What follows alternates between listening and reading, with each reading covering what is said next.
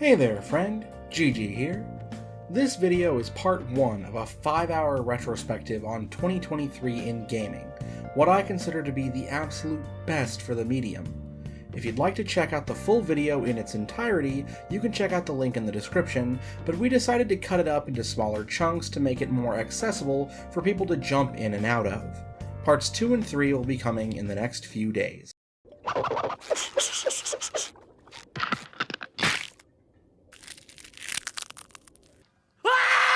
Gaming has long been a passion for me. From the Christmas I unwrapped the Game Boy Advance in the home I grew up in, to purchasing my first console, to picking out pieces to build my PC with, the joy of gaming has been something that has gotten me through the hardest times of my life, and helped to turn many a long cold night into a warm happy memory.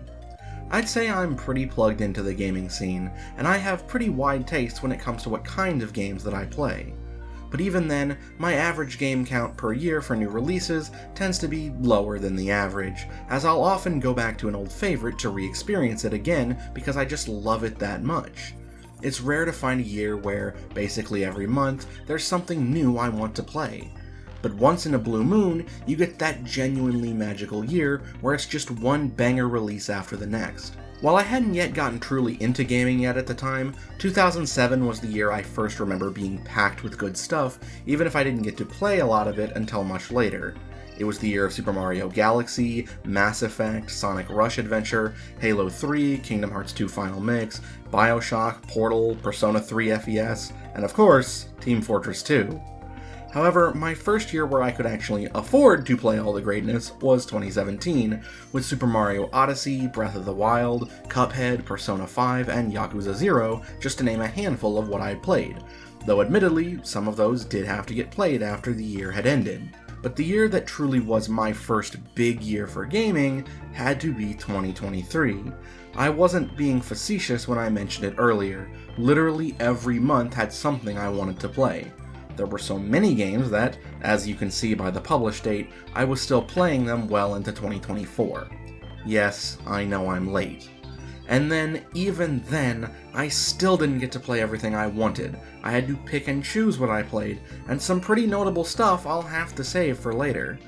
But I knew from about March 2023 onwards, I just had to do something to celebrate this monumental year for gaming.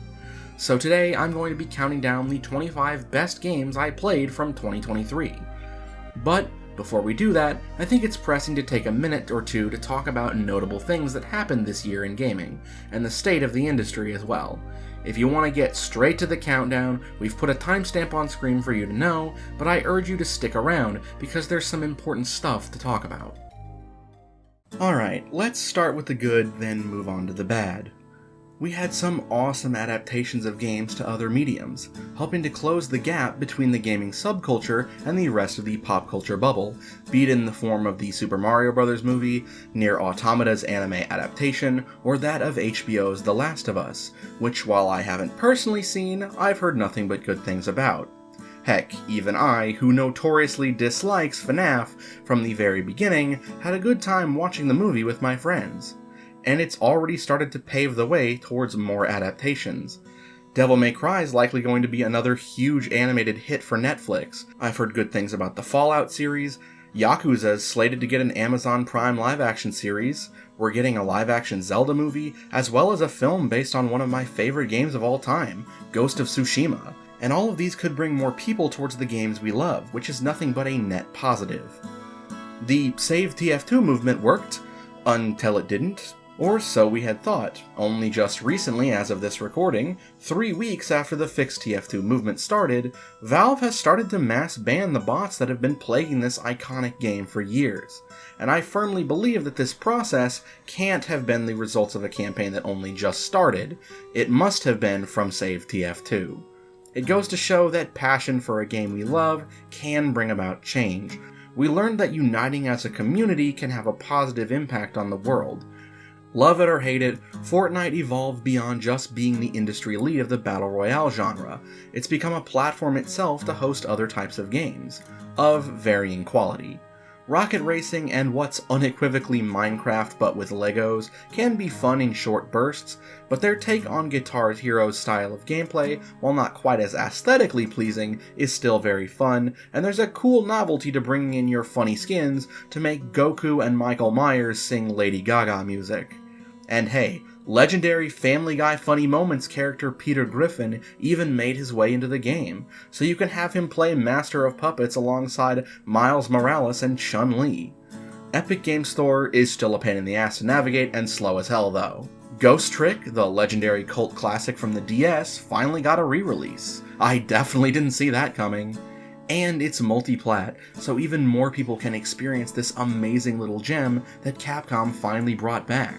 And I'll even speculate that this going so well, along with the later release of the Apollo Justice trilogy, was a contributing factor to finally bringing the Ace Attorney Investigations games back and getting the second one localized for the first time after all these years.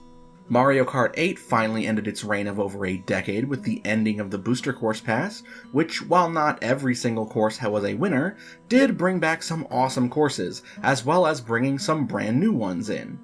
And as a bonus, some of the more notable omissions from the roster came back as part of the lineup, like Birdo and Diddy Kong, and Pauline, gaming's first leading lady, finally gets to participate in the racing fun. Peachette's there too, I guess. But hey, Funky's back!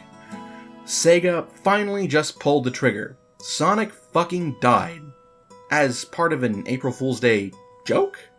They released a visual novel story about Sonic being allegedly murdered on a train, and it's actually really cool. And it's free. It's still up for anyone who wants it. I may have my grievances with the Blue Blur series, but even I have to admit that Sega can treat him right when they want to, even if, ironically, it's by offing him in a non-canon spin-off.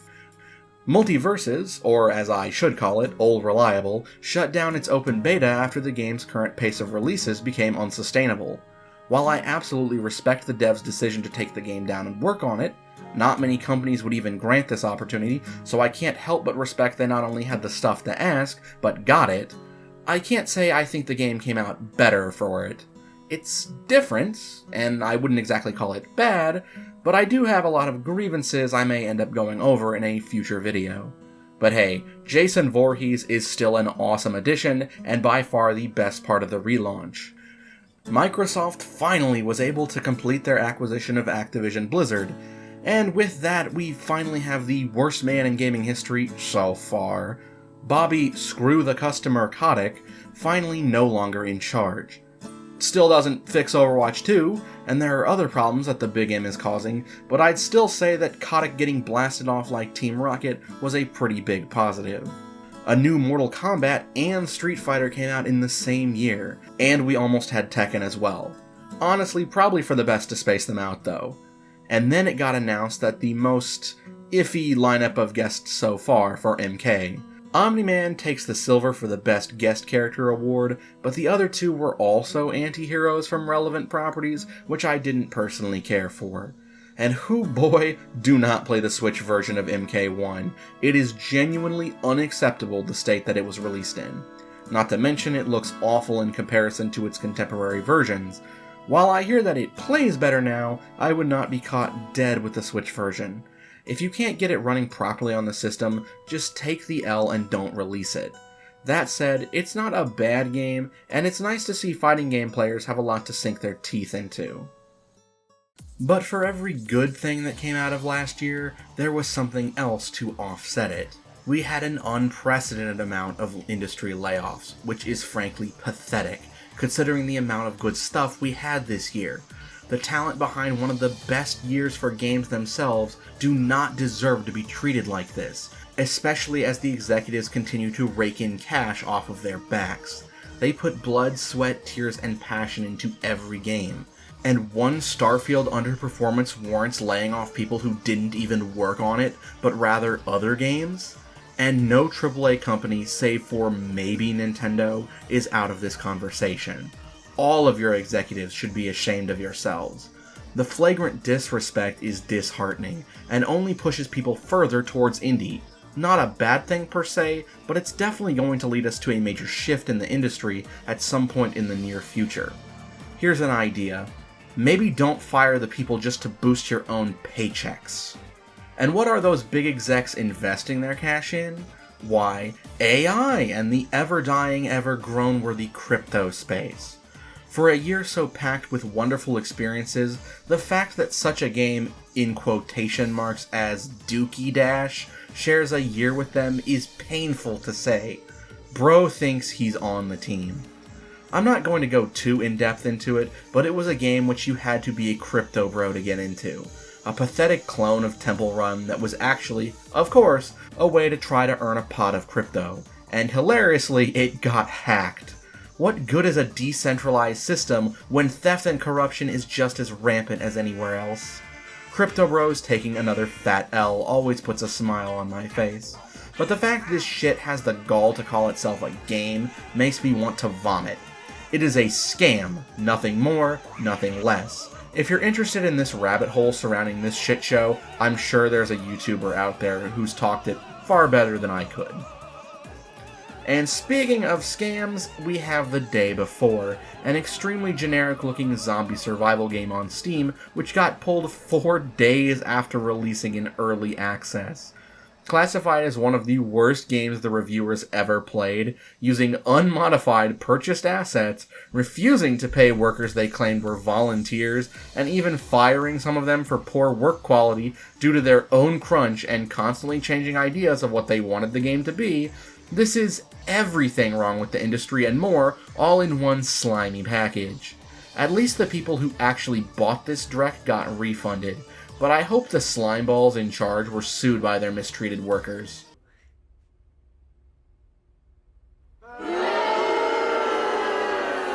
What is this shit? What's going on? Why don't they like it? We spent $250 million on this. And yet, despite this being a literal scam, at least the people who bought it got refunds. You can't say the same for some of the actual worst games of the year, 3 of which come courtesy of the aptly named Game Mill Entertainment, being Skull Island Rise of Kong, Avatar The Quest for Balance, and The Walking Dead Destinies. I've seen enough of these games to know that I don't need to try them in order to call them awful. Game Mill truly is showing that the era of trashy, low-budget licensed games isn't as dead as we thought it was. But that's expected of the same company who published Big Rigs Over-the-Road Racing. It was most certainly not expected of Daedalic Entertainment when they were granted access to the prestigious Lord of the Rings IP. Gollum may not be the ugliest game, or the buggiest, but it's by far got the title of most nothing game I saw of last year. I can point and laugh at Game Mill, but all I can do when I think of Gollum is ask, why? Why does this exist? Was anyone really that invested in playing a game as this dude? From what I've seen, it commits the cardinal sin of gaming. It's boring. At least it was functional on launch, unlike Redfall. Can we, released games in a finished state, please? Of course, just releasing in a finished state does not a good game make, nor does it guarantee it will stay, as proven by 2 very different groups of people this last year. Valve Software and Alex fucking Jones. I don't know which makes me more embarrassed. The fact that Valve took CSGO out back and shot it, only to replace it with a game people think is much worse. Really pulling an Overwatch 2 there, guys. Or the fact that Alex Jones, infamous conspiracy theorist rambler and gay frog hater, stars in a surprisingly functional Metal Slug clone. I'd honestly be impressed if it wasn't just another method to spread his delusional nonsense. I genuinely cannot tell you if it's satire at his expense or supportive of him, but I'd err on the side of caution and pirate it if you have any vague interest in laughing at this clown's expense. Don't give him any extra money to try to claw his ass out of bankruptcy with. Still, I can't help but just laugh at the absurdity of the situation. Bet you couldn't tell that the entire previous prompt was an AI generation? Nah, it wasn't, I'm just screwing with you. I lied to you and that shit actually did happen. But speaking of AI, it should have no place in the gaming industry, and the upcoming positivity about these games is going to prove that, because they were made with the human creative's touch. That's something that no AI, no matter how advanced, can recreate. Yeah, it's growing at a scary rate, but if it takes us moving entirely to indie games to make that point across, I won't complain. Stop trying to force this stuff on us. We didn't take to NFTs, we aren't budging on this either. You can't replace voice actors, writers, or artists with a computer, and it's sad that people are getting laid off to produce objectively worse content to save a few bucks. Don't fall for it, don't take the slop you're given. The actual worst platform fighter I've ever played had its Kickstarter, somehow got funded, and entered early access. Cross Impact may not be a full release yet, but it has so many problems I can't help but give it a mention. Its roster is terrible, ranging from the lead dev's OC Do Not Steal, to famous video game sociopath Alex Yick, to a character from a FNAF ripoff, and a literal stick figure.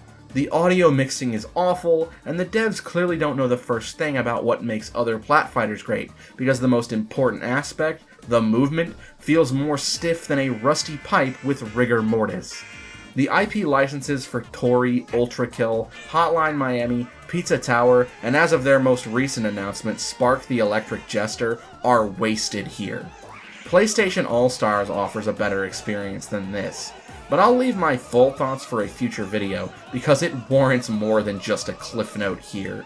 It should be honored to have even been mentioned in this video celebrating a large variety of actually good games, even if I am dunking on it. But that's enough negativity. I better wrap it up. Wait a second. Wrap it up. Let's talk about Jeff Keighley. Then we'll get to the actual good stuff. I've long been a detractor of Mr. Video Game Awards. He's always felt supremely fake to me, and it's been clear to me, having watched the Game Awards for years, that he's more interested in being a celebrity than he is in actually celebrating the games we're here for. Between booking people who have no business being there, like Al Pacino and Anthony Mackie, to the blatant bias the award committee shows towards AAA releases, to what really got my blood boiling this last year: the 30-second time limit for the award winners to accept their awards and give their speech, then being told via screen prompt to wrap it up. It's shameful. It's the Game Awards, not the Jeff Keighley show. Not the Celebrity Hour. It was supremely disrespectful. If you didn't want a repeat of Chris Judge's 8-minute speech, that's fine, but you can give the award winners more time to talk by cutting the fat out of the show. We don't need Matthew McConaughey and the Muppets, we can do with less of you too, Keighley. We don't need skits, let the people who make the games you claim to love have their moment in the sun. Except Hideo Kojima. Like, the man has made some truly amazing stuff, but does he need to show up basically every year to talk about his next project that's still in the ideas phase? Thank the stars you at least bothered to hire better security this time, unlike 2022's Game Awards debacle, and then again at Gamescom. The industry deserves a better spokesperson than you, Jeff Keighley. Someone with the guts to throw some shade at the industry layoffs during the show. I'll wrap it up here for brevity's sake, but please be better, dude. Somehow I forgot that Unity wanted to charge by the install. It's a good thing they walked it back, or else you'd be hearing me rage right now. Unity. I'm not sure if I can handle any more of your tomfuckery. Oh yeah? Well, I can keep going till you're all tomfuckered out. Alright, now that we've taken a deep dive into the industry for the year, I think it's about time we actually talk about the games I'm here to celebrate. In this cutthroat competition to crown the best game of the year, I'll be judging each game with 7 different criteria. Gameplay and mechanics, which are what it says on the box. How satisfying does the game feel to play, and what makes it tick? Do the internal mechanics work together well to amplify the experience? Then we have graphical presentation. The least important to me of the bunch, but how does the game look? This is not an indication of realism being better. A unique or aesthetically pleasing art style will always triumph over looking hyper-realistic. But if realism is necessary to the game's style, I will take that into account. Music and sound design is a lot more important to me than some people. I love the tunes that games pump out, and good sound design for effects can make or break the immersion for a game. A horror game, for example, has to be especially careful with its sound design, or it may risk compromising its own tone. Story is a divisive one, as it can be completely unnecessary for some genres, but be absolutely essential to others, and that's definitely going to come into play with some of the entries on the list. Side content is purely for optional things. Are they fun to do, or would I ignore them on another playthrough? Level design is all about getting from point A to point B. Is it frustrating? How hard is it? And most importantly, is the journey fun? Lastly, replayability is a huge factor in determining how much I enjoy a game. If I can go back to it and do it all completely differently, that's a huge bonus, because the more replayable a game is, the more bang for your buck the experience will be, and in the current state of the economy, I know that's important to a lot of people, myself included. That said, while I am going to be giving scores for each category, they may not perfectly align with the vibes I feel after playing the game. If a game is a perfect 10 in all categories, but I still feel like I got more enjoyment out of an experience I find more flawed, I'm still going to be true to myself and put that experience higher. This is mostly for ease of analysis for each game. A quick note, remasters are not eligible for this list, however, remakes are. I know the line between can be rather blurry at times, but if the game's rebuilt primarily or fully from the ground up, it is eligible. But if it's just a new coat of paint with some side content, I can't in good faith put it here, no matter how much I enjoy Kirby's Return to Dreamland. And one last thing of note, I'm judging these games based on the out-of-box experience. DLC has no bearing on it.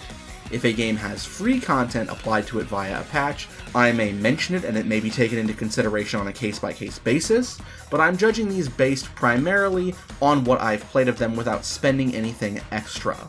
And just because a game is lower on the list doesn't necessarily make it worse than others. I just prefer the games above it. Every experience here is at minimum an 8 out of 10 experience, and I'd highly recommend each game here. With all that said, let's dive right in.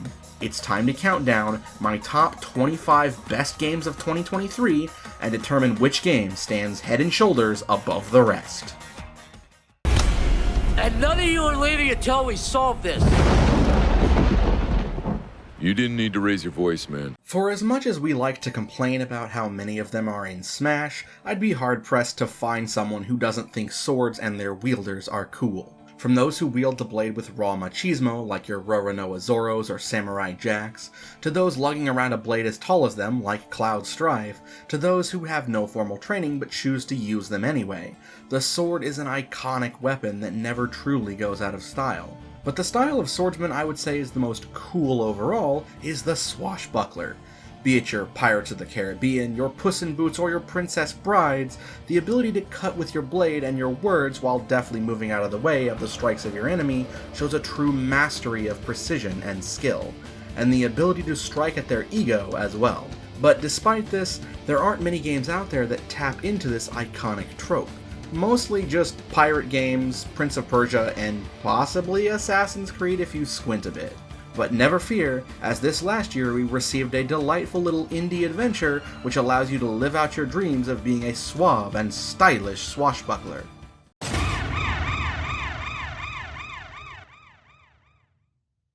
When you enter into this charming and colorful world, you take on the role of the heroic Adalia de Volador, a Robin Hood-esque heroine whose life mission is to take down the evil Count Duke, whose greed and ambition show no bounds.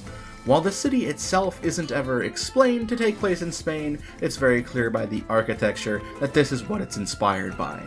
The core of the game will have you moving your way through the streets and over rooftops to reach a specified goal, and from time to time, you'll engage in combat with the Count Duke's minions. Adalia wields a rapier, with which you have two abilities, attack and parry. Homies know that I love a good parry in a game, so this was an instant click with me. Adalia also has a few other abilities to supplement her swordplay. She can dodge, of course, but swordplay is at its most effective in a one-on-one duel, and the Count Duke will definitely not play fair, sending hordes after you at once, which is where the other method of combat comes into play, using the environment to your advantage. You wouldn't be such a slippery scoundrel if you weren't kicking barrels into enemies, dropping chandeliers on them, or throwing buckets onto their heads. and you're not going to get by without the ability to lure enemies around the arena and turn the tides through honorable duels. This creates a simplistic, if very fun gameplay loop that combines with the delightful music and hilarious script, pushing the game into being one of the most fun indie games of the year. The length of the game also contributes to keeping it relatively fresh, as it's roughly about 2 to 5-ish hours, so the combat remains interesting until the end. And that dialogue is the key to making the story so good. It's not an awful story on its own, but it is very simplistic, being an homage to the swashbucklers of old, including a number of very funny direct references, not just to swashbuckling films like Zorro and the Princess Bride, but to a number of other things as well, and yet it never feels unnatural. The dialogue of the enemies never get old, as they all have something amusing to say based on what's going on in the story, and even better, when they are knocked out. They will still make comments. One of my favorites was definitely when I was infiltrating the Count Duke's villa during a party with nobles and such, in which one of the guards I defeated said, "In my defense, I am drunk." Such a simple line, but it got a genuine belly laugh out of me. Alright, time for our first score. In the story department, I'll give it an 8, primarily due to the laughs I was receiving all throughout the game's length. Gameplay takes a 7. The movement is very fluid, and the parry and environmental destruction made for a very lively game. And the swordplay, while simplistic, made each boss encounter feel a bit like an, admittedly much easier, Souls game through the use of waiting for an opening. Sound design was solid at 7, though I'll admit the music was mainly what gets it here. It feels directly out of a swashbuckler film. The sound effects weren't bad, but weren't especially memorable, and the dialogue felt very campy, most of which was natural, but at some points I did notice some very janky voice work that didn't feel intentionally campy, and it was usually during more serious moments, which took me a little bit out of the experience. Graphics are an 8. While it's not the most gorgeous thing I've seen, the stylized look and color palette made for a very pleasant game to look at. Level design is a 6. Nothing too crazy, but solid, not much else to say. Replayability is a 4. I definitely wouldn't mind replaying it because the combat is satisfying in short bursts, but I'm in no rush to do so. Side content is where the game really struggles. The levels are very linear, so there's not much exploration to be done, and though there is an arena mode to test your mettle against, outside of achievement hunting, which are kind of the bare minimum for side content, there's not much here, so I had to give it a 2. On Guard gracefully takes a respectable 43 out of a 70 possible points. I think it's a testament to creativity and passion that we got a spectacular little game like this. While I'm not exactly clamoring for a sequel, one with more playable characters, slightly more fleshed out combat, and a longer story would definitely make for a fun time. Though as this was initially just a student project, I appreciate the commitment to making it into a full game. My one word of warning is that for the length of the title, unless you are a completionist who loves replaying levels to hunt down every single achievement, you might want to wait for a sale because it is a bit pricey for just an average of about 3 hours. Still a delightful little game though. Got the point? I did not see that coming! Catch her! There I was! At the rate of exhaustion. Okay, but in my defense, I am drunk. I have an interesting relationship with RPGs. I really do enjoy them, and some of my absolute all-time favorites are RPGs. Earthbound, Persona 5. Heck, one of the first games that I played ever was an RPG adaptation of Harry Potter and the Prisoner of Azkaban that played like baby's first Final Fantasy or Dragon Quest. But yet, as I grow older, I'm starting to realize that I just don't have as much time to invest in games as I used to, and that's especially painful for the RPG lover in me. Persona 5 is at minimum an 80-hour experience, as are your Square Enix fares, your Xenoblade Chronicles, or even longer. Luckily, not every RPG has to be this massive experience, and many developers nowadays are limiting their RPGs to the 30-hour or less mark. And yet, despite being initially developed by the kings of long RPGs, this game predates a lot of your shorter modern RPGs by, about 27 years. Given a brand new look and recreated from the ground up, progenitor of Paper Mario and Mario and Luigi.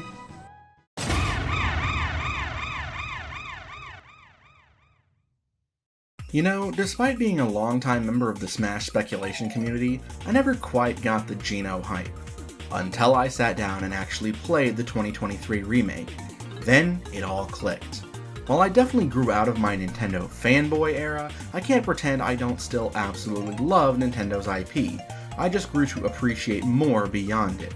But Mario's world still fills me with joy, and given a little bit of creative freedom, it can be turned into something beyond mushrooms, castles, and wahoo! Each environment in the game is lovingly crafted and feels right at home in this world, even with some of the more Square Enix-isms. Clocking it at a normal playtime of around 16 hours, I think this is the perfect length for this game. It keeps the combat from ever getting too stale, and the story itself, while nothing particularly mind-blowing, is written with such charm and a great sense of humor that it never feels like a drag. But it's what it does differently than your average RPG that makes this one so special, and it's a mechanic that future RPGs would take into account. Timed action hits. No longer are you befallen to random damage to miss your attacks, and you're in control of how much damage you do. Through each of the 5 characters' use of special moves, and even with their normal attacks, by pressing the attack button at just the right time during the attack animations, you'll deal bonus damage, frequently being able to double the amount you would expect, which stacks with weaknesses. Pulling these off with pinpoint precision and seeing that bonus damage stack up is immensely satisfying, and provides an edge that makes the combat worth paying attention to. Each jump I laid consecutively with Mario gives me a huge dopamine hit, especially since the sound accompanying it is the iconic 1-up mushroom sound. Each character has something they specialize in, to a point that each member of the party outside of Mario had roughly the same amount of screen time in my playthrough. Mallow is the party's mage, delivering powerful elemental and multi-target attacks. Bowser is your tank, able to deal massive damage as well as take it himself. Geno's got good balance in both physical and magical offensive power, as well as the ability to self-buff. Peach is your healer, but that doesn't mean she can't pack a punch herself. But the party isn't the star of the story. The NPCs are what makes this happy, delightful adventure as great as it is. You'll find characters like a wise old frog sage, Booster, who is what Wario would be if he put all his money into model trains, a group of evil Power Ranger Koopas, and even an honorable shark pirate captain who will cheer you on after you give him the fight he's always wanted. Also Big Yoshi. We can't forget about Big Yoshi. Then there's the music, and oh boy, it's as wonderful as the originals. I can definitely tell it's the GOAT Yoko Shimomura. Her style is so distinct that I could pick it out of any crowd. Somehow she managed to take her already fantastic compositions and make them even better with fully redone arrangements. But if you do prefer the original, there's an option for that. As for the non-musical sound design, I can safely say it's as good as always with Mario Fair. The sounds for hitting your attacks are just as memorable as the items you're always using have been.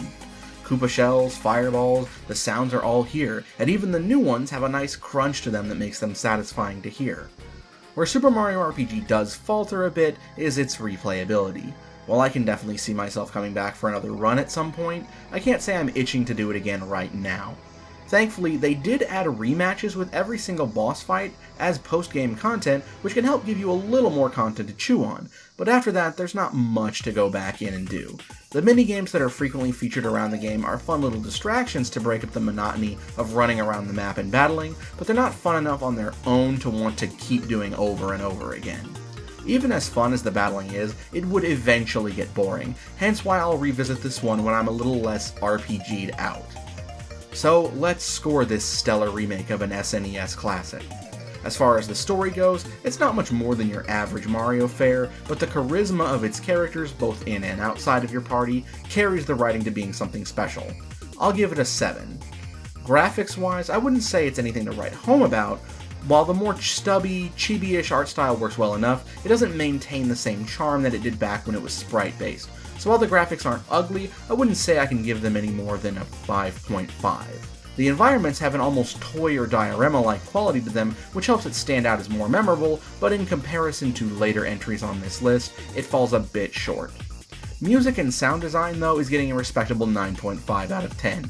Yeah, it's definitely my Shimomura bias showing, but I don't care.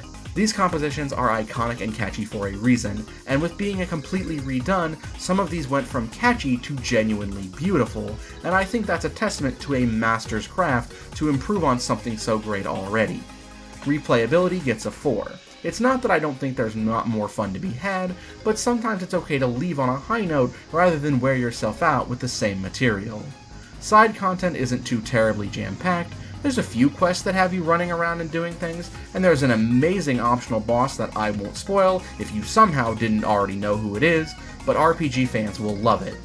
The side content isn't super intrusive, and I had a fine time doing it, so I'll give it a 7. Level design is overall very simplistic, but I appreciate that there's more to it than just walking around an overworld. There's platforming involved, and sometimes areas even require some thinking to get around. It also nets a 7.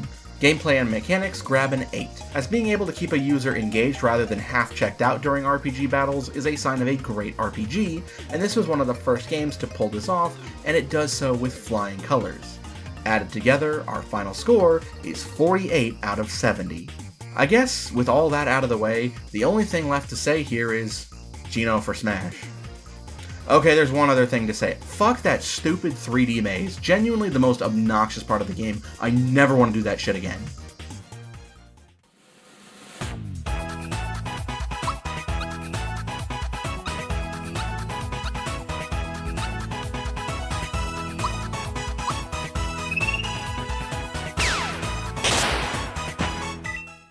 I'm gonna let you guys in on a bit of a secret.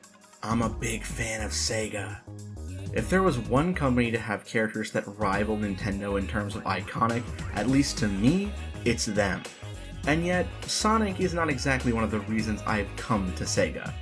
I'm here for your Super Monkey Balls, your Sakura Wars, your Yakuzas, and especially the 16-bit era classics.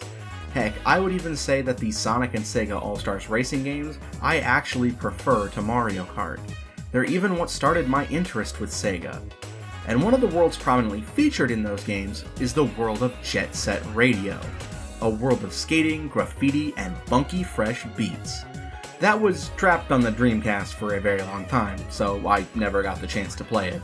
Huge Jet Set Radio fan, excited to play it for the first time.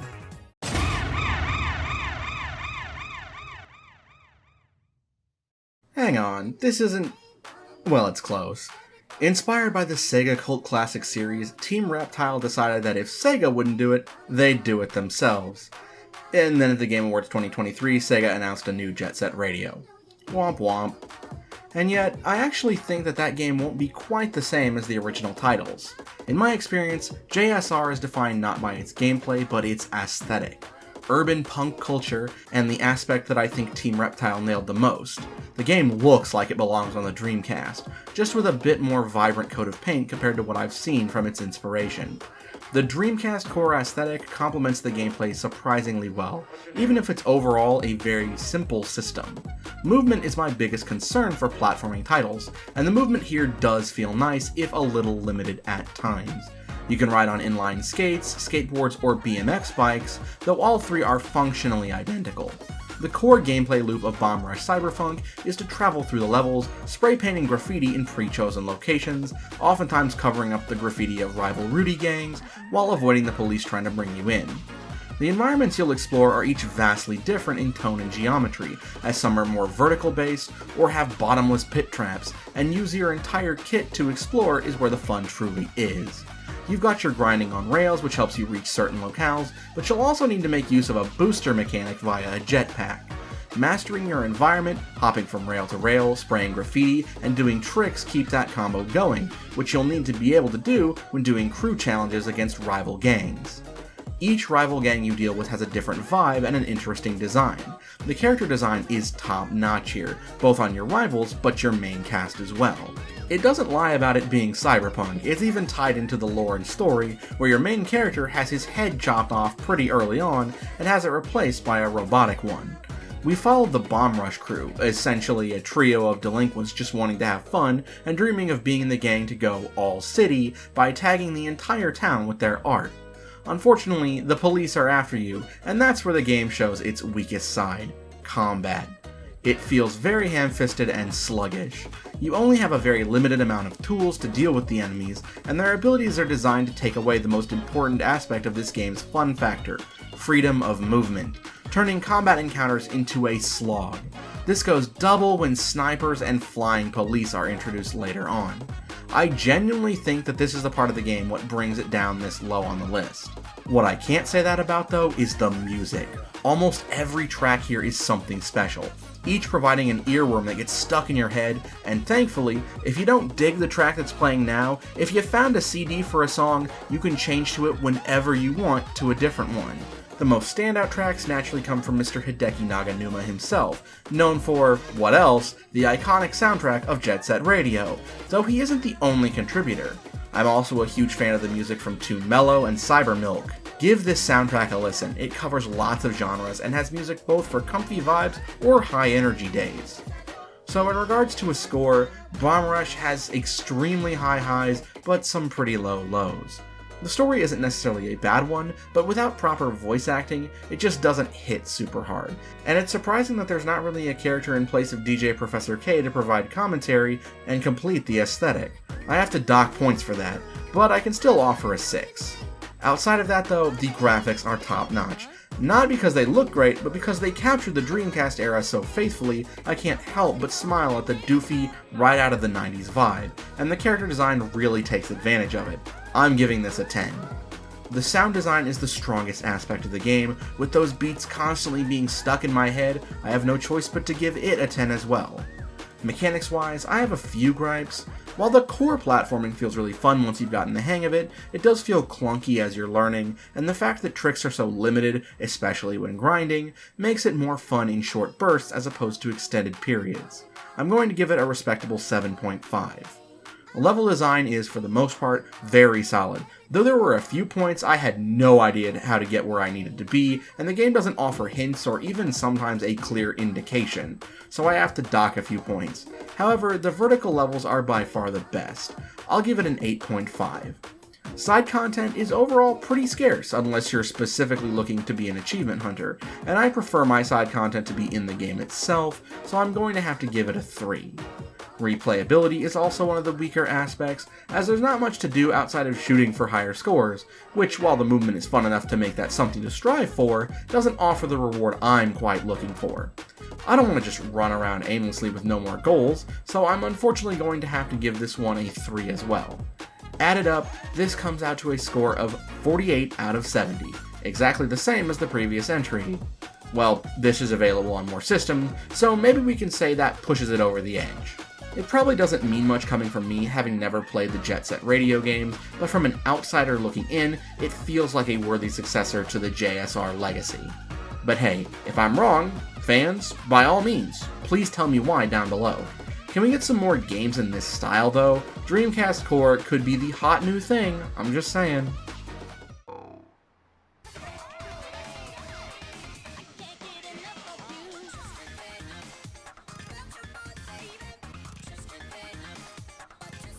If there's one series I definitely have a massive respect for and feel like I need to experience more of, by far, it's Mega Man. I've beaten both Mega Man 2 and Mega Man X, the latter of which is one of my favorite games of all time, but the Blue Bomber's adventures aren't something I've invested a huge amount of time into outside of that, though I've replayed X a handful of times because it's just that good. Capcom has a weird relationship with him though. They'll re-release his games time and time again, but very rarely put effort into anything new, and there's a massive distinction between the different types of Mega Man titles. The classic era style games never change too much beyond their graphics, the X games change a little too much for some people, and the Zero titles are divisive to say the least. But what if there was a game that took some of the best parts of each and was able to create an idealized form of the Mega Man experience? Once again, it falls on indie developers to say, "Fine. I'll do it myself."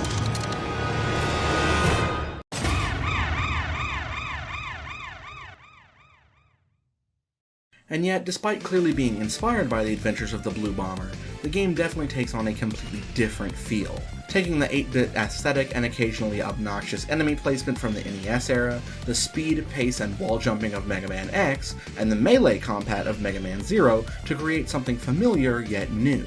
And just for good measure, they gave our main protagonist a grappling hook. Gravity's circuit didn't initially click with me, as I felt it was too slow and clunky with its melee combat. Then I discovered the dash ability, and all was right with the world. You're meant to zip through these stages, smashing up bad guys like there's no tomorrow, and the level design complements this with its enemy placement and types of enemies. After defeating an enemy, you can actually pick them up before they explode, and throw them at other enemies. This can be done with some projectiles as well, and you can even steal things like shields and throw them at enemies as well. This creates an immensely satisfying gameplay loop of dashing through the stage at high speed, blasting over massive gaps with jump resets, and feeling like a complete badass. As you progress through stages and defeat enemy leaders called circuits, this game's version of Robot Masters, which each circuit is themed around, you don't quite unlock new weaponry, as Kai, your main character, uses his fist and grappling hook as his only tools, but you can learn special moves, which can be used to deal a lot of damage, heal, provide burst movement, or sometimes combinations of the three, which are particularly useful in boss fights. As you move through stages, you'll rescue civilians, which will help you earn the ability to unlock more of these special moves, which need to be equipped to Kai, reminiscent of the Cyber Elves in Mega Man Zero, leading to some customizability to make stages or certain boss encounters easier. Ironically, I feel like if you gave Kai a default projectile, it would completely ruin the pace of the game, as it's clear the levels were designed to have you using your enemies to clear out the upcoming foes. The fun here comes from the speed and seeing how fast you can blitz through the level. While I initially thought the grappling hook might have been a little tacked on, as I played more, it became a natural extension of my movement. When you chuck an enemy at an enemy, it's almost always an instant kill, after which you can use the grappling hook to grab the enemy you just killed to keep that combo going. It's so much fun to just wipe the floor with every enemy you see. Imagine what those bots see, a Super Sentai looking hero blasting through the area, using their fallen comrades to beat them to death. That's gotta be scary, and it's an absolute power trip. Which has gotten me killed a few times due to getting cocky, I'm not afraid to admit that. So, what can we score this underrated indie darling? Well, starting from the gameplay front, the mechanics are tightly designed and each part of Kai's moveset is designed to flow together with ease. You feel like a force of nature as you play, which always feels oh so sweet. I think that's worthy of a 10, despite occasionally taking some damage you might have felt was unfair, but it's all about spacing. Level design complements the gameplay beautifully, as the stages are crafted to let you just do your thing, but definitely encourage speedrunning. There's a few spots where enemies are in really annoying paths to surprise you, but it's not too unfair. I'll give this one a 9. Graphics aren't too shabby, the pixel art is very nice, though it's not as detailed as some other games. But it's not trying to look like X, it's emulating the NES era, and for that it does an admirable job. Everything is nicely colored and offers great visual clarity, so it gets an 8. The sound design likewise pulls an 8, as it's got some nice crunch in its sound bites, and the chiptune beats really amplify it without seeming distracting. It's a nice blending of the aesthetic and sound despite coming from two different worlds of music. The story isn't anything to write home about, it's your standard fare of evil robot controlling other robots, very Sigma-esque, but it gets the job done. I didn't come to this game for the story. I'll give it a 4.5. Side content isn't something overtly special, it's mostly just grabbing the alternate color palettes for Kai, but it's completely unintrusive, so I'll give it a 3. Replayability is a strong suit for this game, especially for speedrunners, of which I personally am not one, but it's certainly fun to try to blast your way through levels as quick as possible, and the core mechanics are so fun that the levels are worth your time to revisit and just enjoy moving and scrapping enemy bots. I'll give it a 6 from my perspective, but from a speedrunners, they could give it a 9 or 10. Adding it all up, Gravity Circuit's earning a 48.5 out of a possible 70. If you like Mega Man, I highly recommend giving this game a try. Just don't be like me and play the first few levels without the dash button, and consider dropping it. You'd be missing out on something special if you did.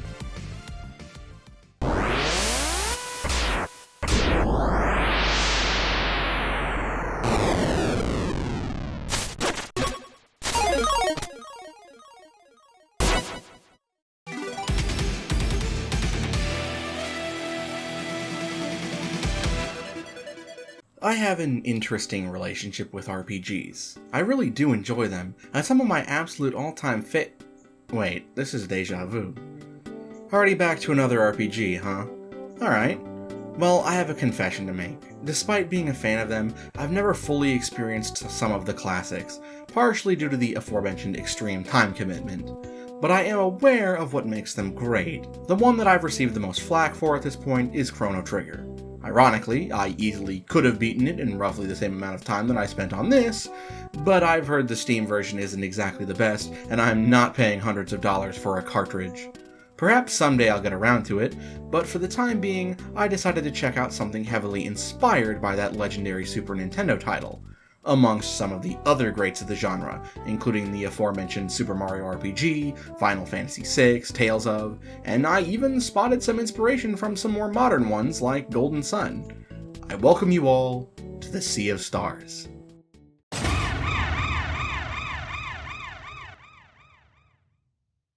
I'll admit, of every game on the list, I think I had the hardest time placing this one, as it, like Bomb Rush, has a lot of high highs, but its lows are disastrously low.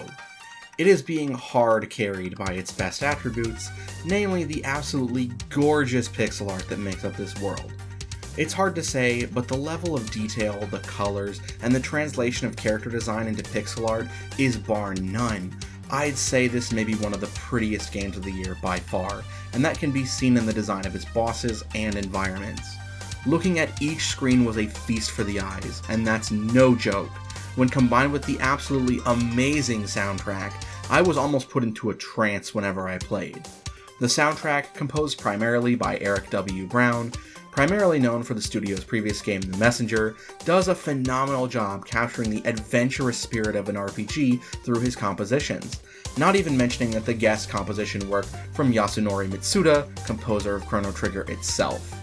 I may not have played it, but I have at least heard the soundtrack of that title many times, and he definitely still has it. But underneath the surface, let's take a look at the other aspects. The story is by far the low point, which for an RPG, especially a JRPG, can we really call it that even though the dev team is from the West? Regardless, especially for a JRPG, is not the aspect you want to be falling short in. That's the main draw of these games, experiencing a story of your playable characters. And the reason behind this story falling flat on its face? Only half your party are actual characters, and none of the three that have that honor are the actual main characters. Valere and Zale, the primary protagonists, have less personality than a plank of wood, and what little they do have is directed at their undying love for their best friend Garl, who is, for lack of a better term, a complete Gary Stew. His optimistic outlook on life often borderlines on toxic positivity. Everyone instantly loves him the second they meet him, and he might as well be the party leader since every decision of value is placed on him, and even the one time that his actions have consequences, they're completely undermined by something that happens hours later. Thankfully, Sarai, Rashan, and Boost, your ninja, mage, and berserker, all have actual personalities and more interesting backstories, and the background lore does a lot of heavy lifting towards making the world feel real. Sarai especially is by far the best part of the game, not even for the fact that she has the most busted skill in the game, which is a great segue into battle. Battles are, similar to Chrono Trigger, held in the area the fight actually started in, making each fight feel more unique as opposed to going to some abstract battle arena, and as a result, positioning actually does have an effect on battle when paired with the timed action system, inspired by the Mario RPGs. While I do wish that the party would unlock more skills throughout the course of the game, the core abilities each party member has are more than enough to get the job done. The last aspect that helps keep the action interesting is the lock system. During battle, when preparing to use a very powerful ability, enemies will put their guard up, taking reduced damage, but by performing specific actions in combat corresponding to the locks above their heads, you can reduce the potency of the move or even prevent them from doing it entirely if you can manage to break all locks before their next turn. It provides a reason to conserve your magic, especially during boss fights, but breaking locks adds to your combo and ultimate meters, which can be used for powerful abilities of your own, including team-up attacks. It's a carefully balanced system and can be a lot to keep track of, and in some circumstances, breaking all locks may be impossible if certain party members are unconscious or out of MP, so it turns each battle into a puzzle all its own, which I actually really appreciate, as it keeps things fresh from your average RPG battle and forces you to plan out your moves in the most optimized way without ever feeling too punishing. And you can never truly run out of MP, as by simply hitting with a default attack, you'll earn a little bit back, meaning there's a reason to use them, and doing this saved my runs with a boss numerous times. The level design of the game is a bit trickier to judge. In some areas, it's rather obnoxious to fight your way through, and without a fast travel system until very late in the game, missing something important means trekking all the way back through an area you've already gone through in order to find it. Thankfully, nothing is truly missable from my understanding. Dungeon design is an overall mixed bag, with most of the puzzles feeling either too easy or like time wasters, and I hope you really like block pushing puzzles because you'll be doing them a lot. Like, basically in every dungeon. I don't particularly like them, especially after this game, so if you just can't stand them, I'd steer clear. All in all though, outside of some very specific areas, I think the level design is inoffensive at best, and sometimes actually really fun to explore. Side content is incredibly sparse. In fact, I'd actually probably call it next to non-existent, considering beating every side quest is a requirement for the true ending. Yes, this game has multiple endings. Only 2, but you will need to find almost every chest in the game and complete all the side quests in order to get the second ending, which barely changes things, and also I would argue might even be a slightly worse ending from a writing perspective. But the side quests outside of collecting every rainbow conch aren't too terribly difficult, and provide some of the best boss fights in the game, though the true final boss may be one of the worst I have ever experienced. So honestly, it might be worth just ignoring the true ending and going for the original one if you're not as invested in the story, which you might not be. Alright, let's score it. Starting with the negatives, the story is getting a 5.5. The lore and backstories for your later party members save it from being an absolute train wreck, and it did manage to pull off a twist I actually didn't see coming, that I really liked. So I'm going to bump it for that, but I had to take points away for the writing of your main trio, and for how underwhelming both final bosses are.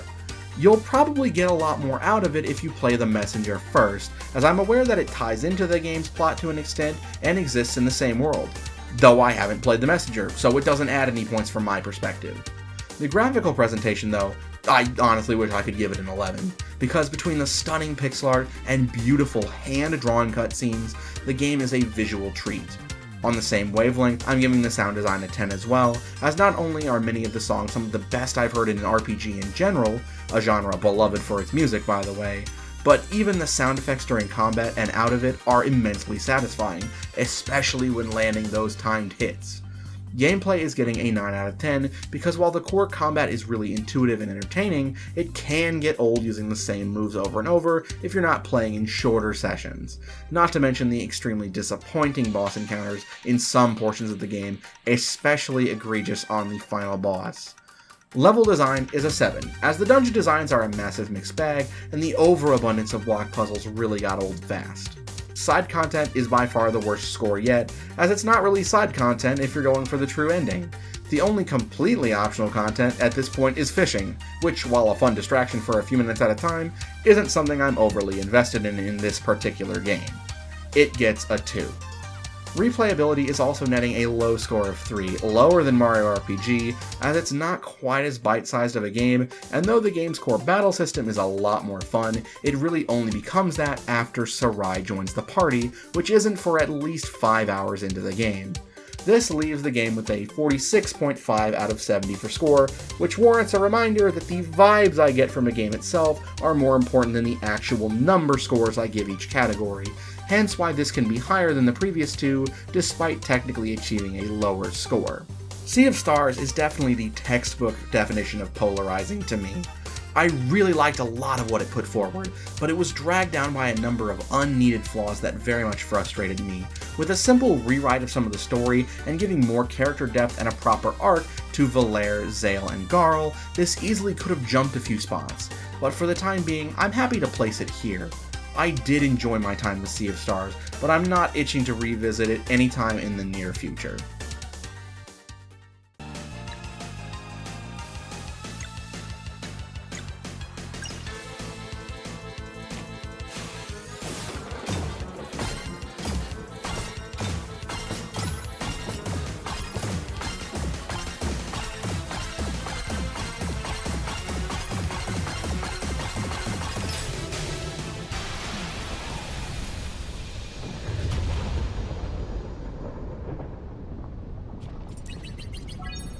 I'll never forget my first time playing a Mario game. It was on my Game Boy Advance when I was a kid. One of the first games I ever received was Super Mario Advance 2, containing the All-Stars version of Super Mario Bros. 2, aka Super Mario Bros. USA, aka Doki Doki Panic. And despite my love for this game to this day, as well as my happy memories of playing New Super Mario Bros. Wii with my brother or one of my old work buddies, I can't deny that I've always had a preference for Mario's 3D outings. Be it Super Mario 64 or the vastly superior Mario Galaxy duology, to my favorite in the series, Super Mario Odyssey, I never thought a 2D title could ever stack up as a potential challenger for peak plumber action. And yet, Nintendo finally decided to break the trend of the new Super Mario Bros. Titles in a big way. And all it took was to finally give in to all the Mario is high jokes.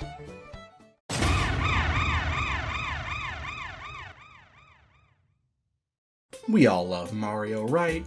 The famous wacky woohoo mushroom lover is the face of games for a reason. And yet, in more recent years, the stagnation of the series has become evident, both in 2 and 3D adventures. Odyssey was a breath of fresh air, and Wonder follows in its footsteps to innovate and elevate the core gameplay of the Mario series. The core gimmick, simple though it may be, is the key to turning what would have been a much more safe adventure into something memorable: the Wonder Flower. In every level, you'll find at least one, and touching it will drastically change the layout of the stage itself.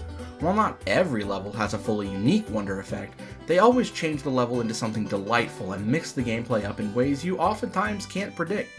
From sending a horde of stampeding buffaloes after you, to turning you into some of the enemies you may face, to making the piranha plants serenade you as well as platform throughout the level, you never know quite what you'll get the first time you play a level, and very rarely, if ever, do the Wonder effects overstay their welcome. But level design itself isn't the only thing that defines Mario gameplay. The power-ups are just as important to the overall experience, and we have a fun if somewhat limited selection this time around. The ever-present Fire Flower returns and acts as it usually does, but the remaining 3 bring something new to the 2D platforming juggernaut. The Elephant Fruit turns your character into a mighty elephant, able to suck up and use water with your trunk to put out fires or attack enemies, as well as being heavy enough to crush some enemies that base form Mario can't. It, also made quite a splash on the internet. Sure is useful, huh? Ungodly It's not creature. Just Mario, though. Oh no. Luigi, the Toads, Oh no. Peach, Daisy, Oh and no! Toadette.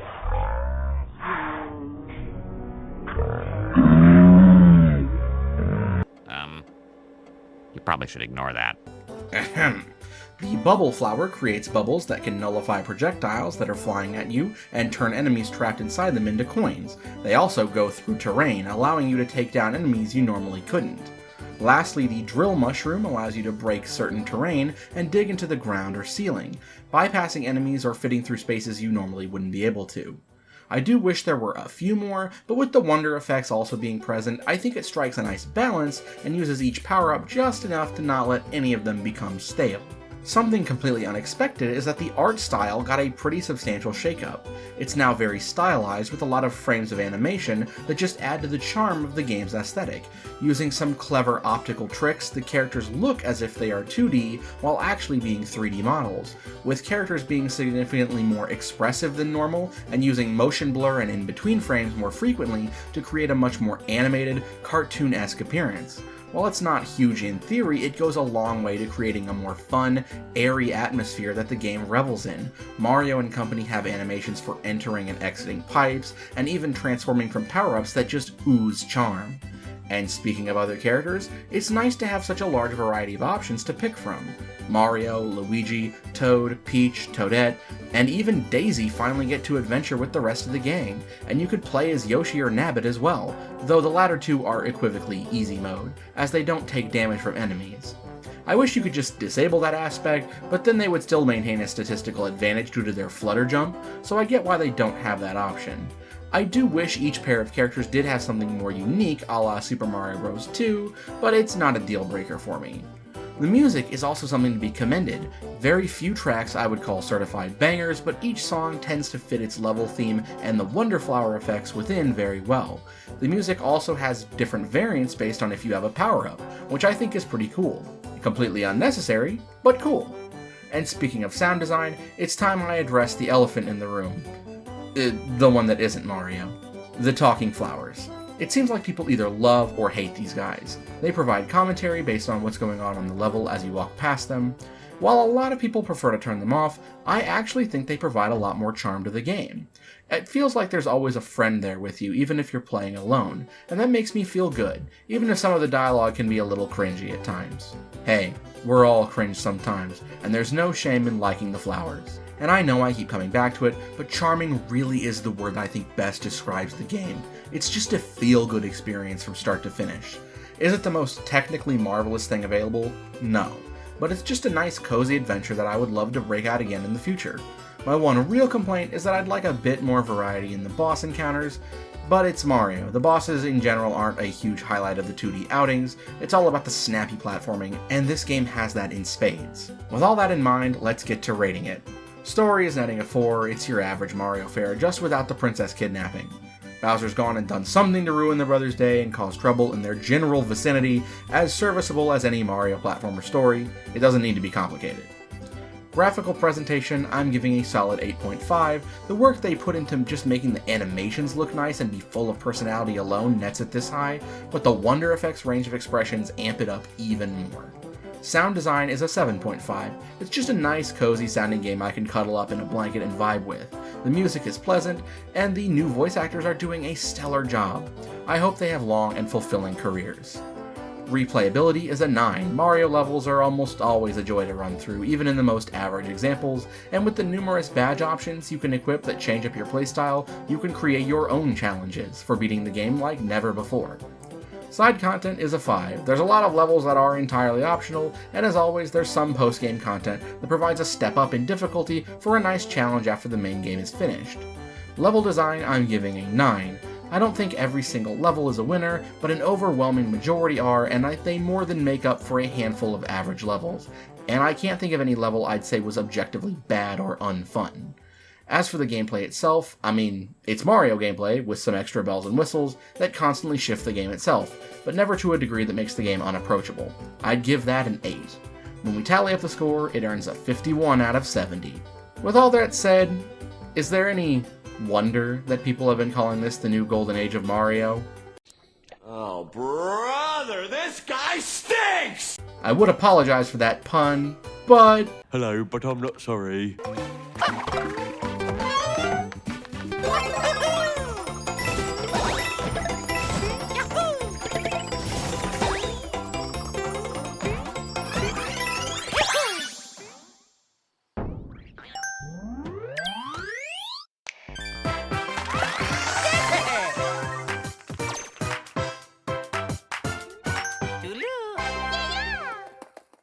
Something I've always been fascinated with is the power of a good mystery. From growing up watching just about every version of Scooby-Doo, to playing the Ace Attorney games throughout my late teens and early 20s, to attempting to unravel the mysteries of the world of One Piece today as a theorist, I think this may be my favorite genre of story from a storytelling perspective. Nothing is quite as intriguing as a good mystery, and I'm always trying to determine the answer long before the climax of the story. As a fan of the previously mentioned Ace Attorney, and casual fan of, at the very minimum, the first Danganronpa game, I was certainly intrigued when this title showed up in a Nintendo Direct, and it sure was worth the wait.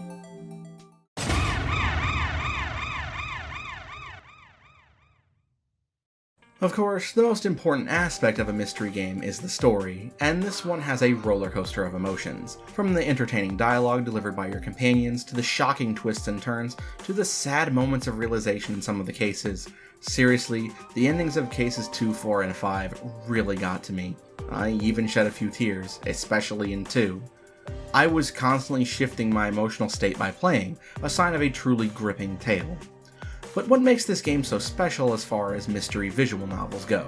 What can you find here that can't be found in the gold standards of Ace Attorney and Danganronpa? And that's the thing, there isn't too much I can say without spoiling the plot, so I'm giving you the chance to back out on this one right now and avoid spoilers by skipping to this timestamp. That said, to summarize, the world of Master Detective Archives is like what if Danganronpa's style mixed with the lore of Persona 5 and My Hero Academia. In this world, the great detectives have what is essentially a special ability called a forte, a superpower they can use to assist in their investigations. from being able to communicate with animals, to being able to see the crime scene from the past, to being able to superimpose memories into technology like cell phones. They provide an invaluable tool that will assist you in some of your investigations when working alongside your fellow detectives.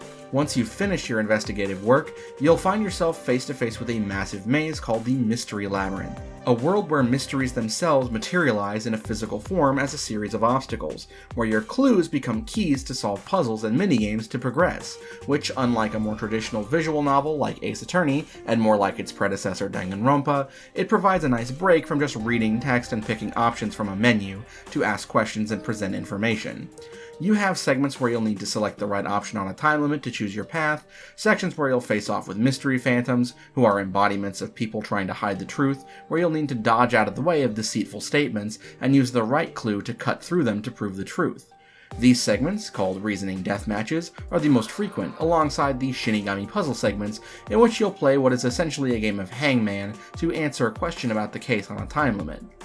While these do break up the monotony that inherently comes with sifting through text boxes, I will admit I was hoping for a little more. The Mystery Labyrinth environments themselves are little more than set dressing, while the characters talk about what they've learned, frequently going through single corridors with minimal turns ever showing up. It's a shame, because if it was more like a palace in Persona 5 with environmental puzzles, I would have enjoyed it a bit more. You do have to walk during these segments as well, so it feels like a bit of gameplay for gameplay's sake. The game's visual identity is very nice, maintaining the same visual style as Spike Chunsoft's main series does keep it distinct, and the real-world locations of Kanai Ward are a visual treat in some areas, as a rainy, semi-cyberpunk city filled with people and fun landmarks to visit, oftentimes hiding either a collectible or even a side quest or two. The music is very atmospheric in the city, and the music during the case itself is often awesome as well.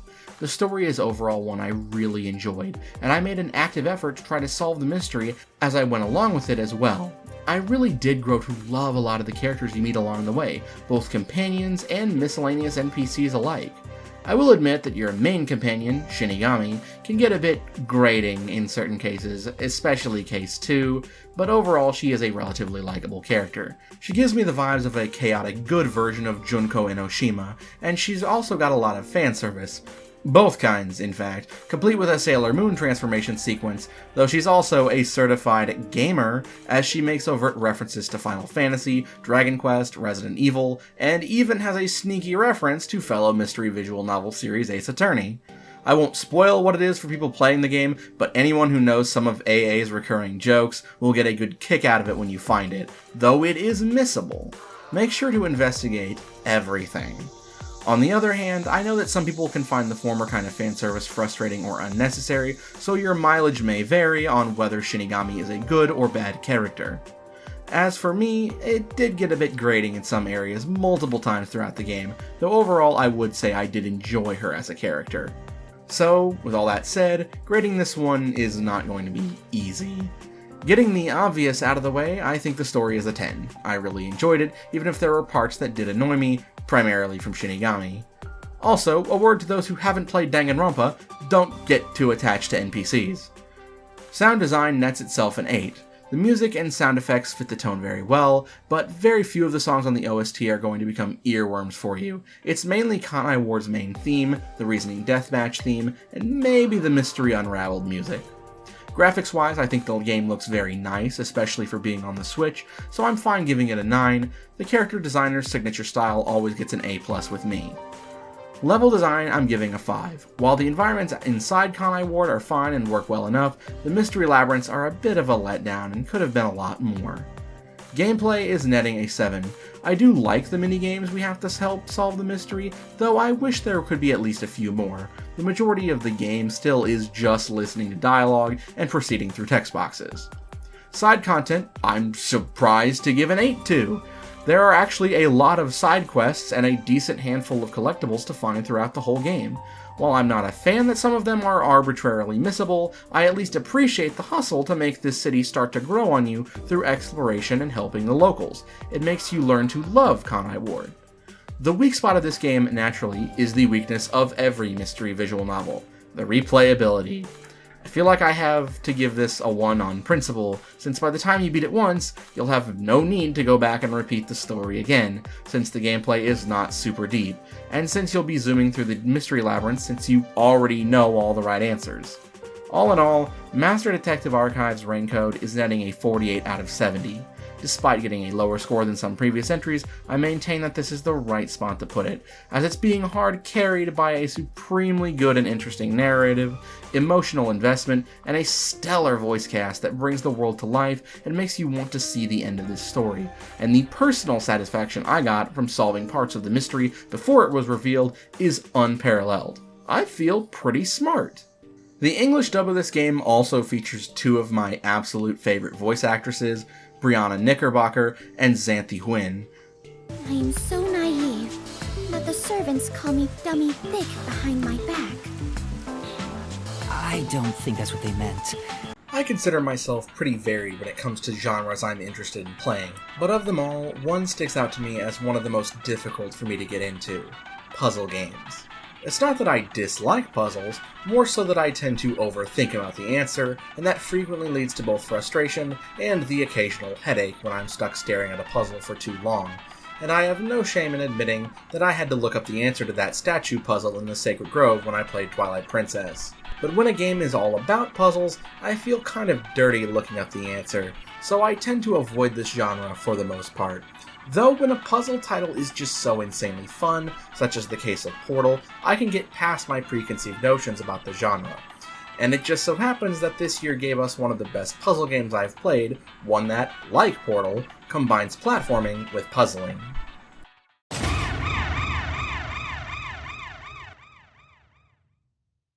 The environments in which you find yourself are unusual. Completely liminal spaces in an endless sky. The vibe is calm, yet unfamiliar. A voice tells you where to go, but you don't know who they are or why, but you follow.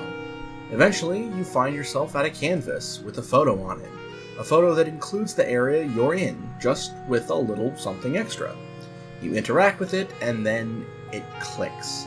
By placing the photo in your environment, you're able to progress through to the next area, because the photo you placed overrides the environment itself. You equivocally enter the photo, and what is there becomes the new reality.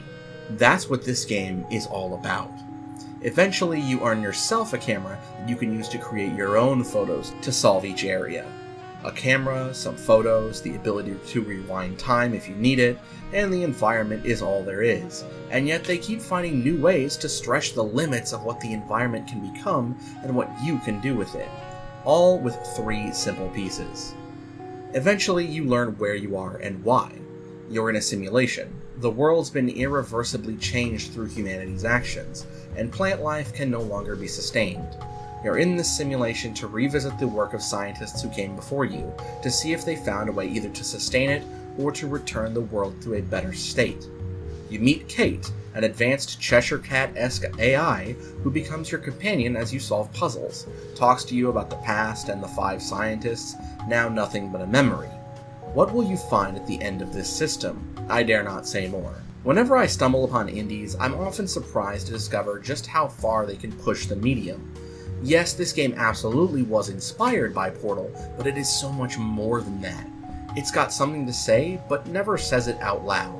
It's not just a love letter to the puzzle games that inspired it, or to the world of photography, but it's a call to all of us. Love the world around you. It's a precious, delicate resource. It's our job to ensure the bleak world they live in never becomes our future. That's why the desolate, liminal environments you find yourself in feel so uneasy. There's no physical danger, no enemies to fight, it's just empty. A void. Just you and your single companion, exploring a vast, empty system in an attempt to save the world. But it doesn't feel like that weight is on your shoulders. You're not timed, you're not expected to be perfect, just do your best. The quality of the puzzles in the game is what solidifies this as such a great experience for me, as well as how the game slowly introduces you to new mechanics. I won't spoil any puzzles, because I really do think this is just something you have to experience yourself, but each of them uses the environment to its fullest. I know this segment is kind of vague, but I genuinely cannot say it enough. Go play this game yourself, because if you're anything like me, there will be solutions that will make you grin ear to ear once you figure them out. That said, let's grade this little masterpiece. In the story department, it's a 4. It's not a terribly complex narrative, and while it does hide some information away in smart ways, it's more about the message of the story than the story itself. A message that should be spread more and more, that everyone should be able to agree on, if only the world were that simple. The graphics are an 8. While the level geometry itself isn't super complex, the way the levels look adds to the appeal because of the simplicity, and there are a few select points in the game where they make some very cool use of the way the camera works in tandem with the environment or with visual effects. The sound design, I'm giving a 5. It's serviceable and atmospheric, which is what the game needed, but it doesn't invade my head like an earworm in the music department. That said, the voice work, especially from Kate, is very well done. I could listen to his voice actor talk about anything. Side content gets a 6. There are a lot of collectibles to find throughout the game's many stages, so for those of you who just love scouring for every detail, you'll get a lot out of this. Replayability is a 10. Even though you may remember a puzzle or two, you'll definitely not remember every solution, and you'll delight in rediscovering the solutions again and again, just as I do when I replay Portal. Level design is a 10. Each puzzle is so intertwined with the environment with care and precision, and though there are a few ways you can cheese it, generally speaking each level is meticulously crafted to make you think, but not too hard. For as simple as they are, the technological marvel and ingenuity of the mechanics easily earns that a 10. 3 seemingly simple abilities that when combined with the near flawless level design create an unforgettable plethora of puzzles that are a joy to solve. Viewfinder earns itself a respectable 53 out of possible 70. My single point of criticism is the price. The game on its own costs $24.99 USD, and for those who only play games once or are on the fence, you're only getting about 6 hours of playtime on average. I would definitely say wait for a sale, unless you just really want to support the dev's future endeavors with a full price purchase, which for an indie dev I can absolutely respect. I personally got it on sale right after I heard about it and couldn't wait to play it. I guess I just got lucky. What a cursed creature. Makes me want to chase it a bit.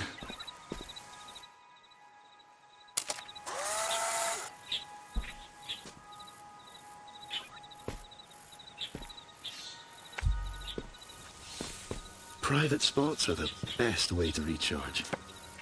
Oh, so I've been told. Find a nice long nap often does the trick.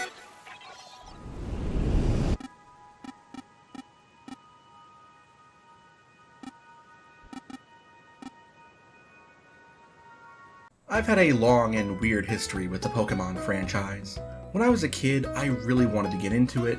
I saw the ads for the original movie, my friends played the trading card game, and one of my best pals at the time would frequently bring his copies of the games to school despite the fact it was against the rules. But my mom really didn't like it because the art style was alien to her. Mild xenophobia is what I would consider it, but I digress. I didn't get the chance to develop the rose-tinted glasses so many have about this series. Yet I still really enjoyed this franchise even as an adult, despite its many, many flaws. That said, I've been long chasing the high from the first time I got the chance to play the games as a kid, but each game has had some kind of different flaw that prevents it from being the ideal title. Scarlet and Violet had a great gameplay loop and innovated on series norms, but the game's performance was frankly embarrassing at launch and still is to some extent. Legends Arceus had the most satisfying gameplay in the series, but hoo boy, it is not a looker, and the lack of a proper online mode means I can't enjoy my perfectly crafted team with others. X and Y brought Mega Evolution into the mix, but that really only affects you if you choose very specific Pokemon, and not every design was a winner. It also was horribly unbalanced. So in absence of the main series aiming to capture that perfect feel, I had to look elsewhere, and I found something genuinely special.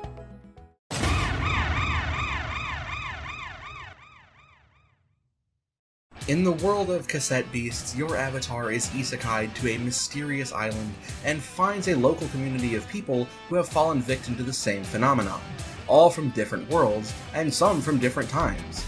You team up with a new friend named Kaylee and set out to discover your new life here. The island, New World, is filled with monsters, and a community leaders called Rangers work to protect the common folk. Using a magical power that the game slyly points out makes no sense, you can travel across the land, searching far and wide to find your way home. After meeting with a mysterious being called an Archangel, you and Kaylee head out to do just that. In this world, cassette tapes allow you to record the likeness and abilities of the monsters you encounter, and then you yourself transform into them. While a lot of the monsters definitely feel like Fakemon, there are quite a few really great designs that I like, and part of that comes from the fact that the types monsters can be found are actually pretty different.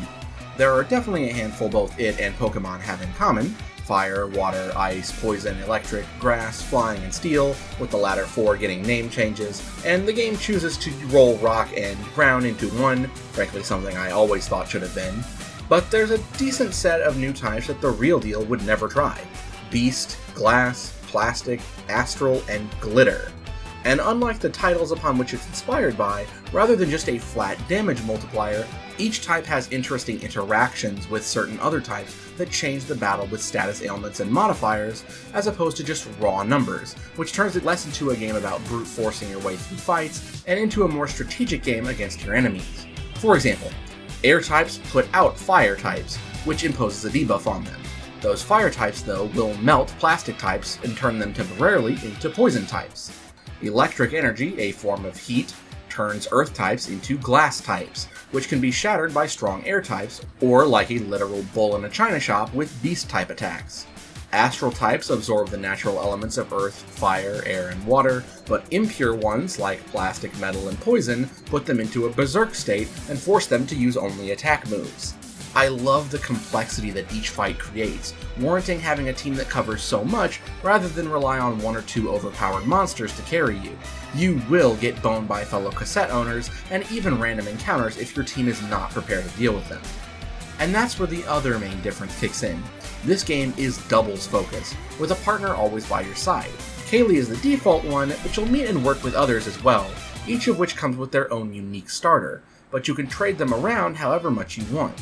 Like the competitive Pokemon community, you'll want a healthy mix of supportive monsters and your damage dealers, and having a partner really opens up a lot of options, especially when utilizing the sticker system. Each monster naturally learns moves, but those moves appear as stickers that can be removed and replaced at any time, giving each monster a customizable moveset to suit your own playstyle. Each monster can have up to 8 active slots for moves, but some stickers offer passive benefits instead. Moves also now cost a set point total from your available action points during battle, which passively generate each turn. Will you save them up for a big hitting move, or will you poke at them with faster but weaker tools? Your opponent's monsters and their move pools offer clues on how to deal with them, so each battle is a puzzle. There's one last mechanic that completes the package: fusion. When you've reached a critical moment in each partner's personal story, you gain the ability to fuse your monster forms together into a procedurally generated combination that gives a buff and contains all their moves and both of their types.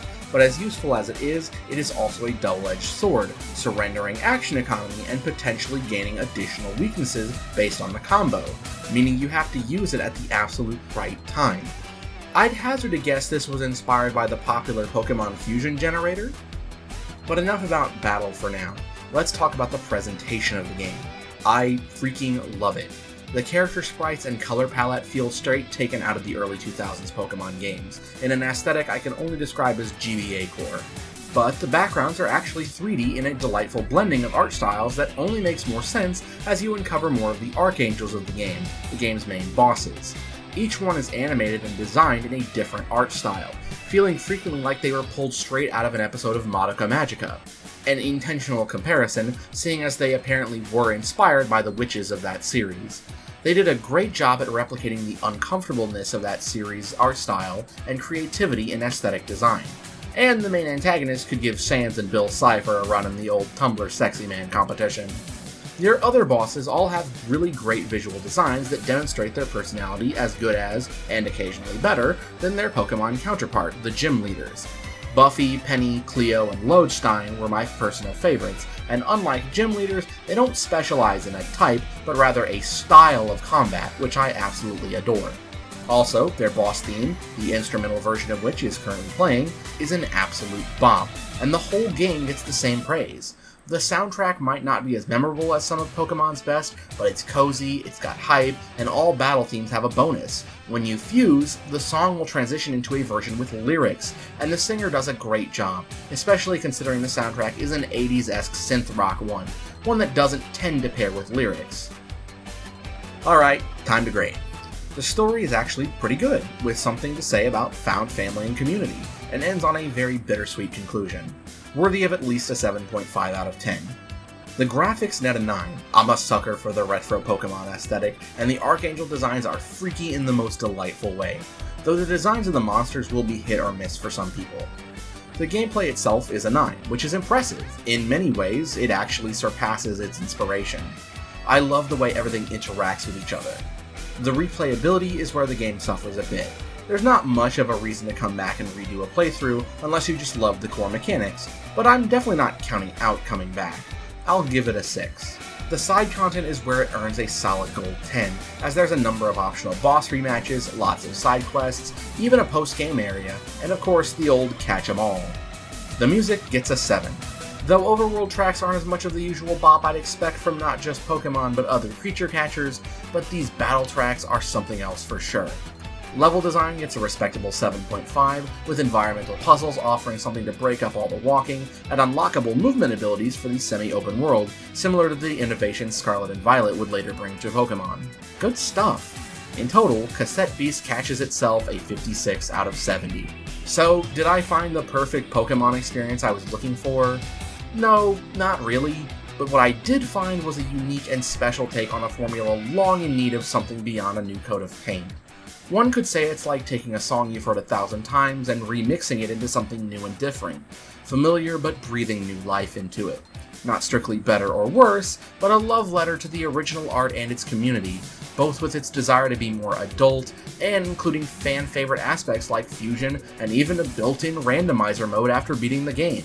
Knowing how popular that format is, it's cool to see a Pokemon like do it justice without mods at all. Keep your eye on these devs because they are something special.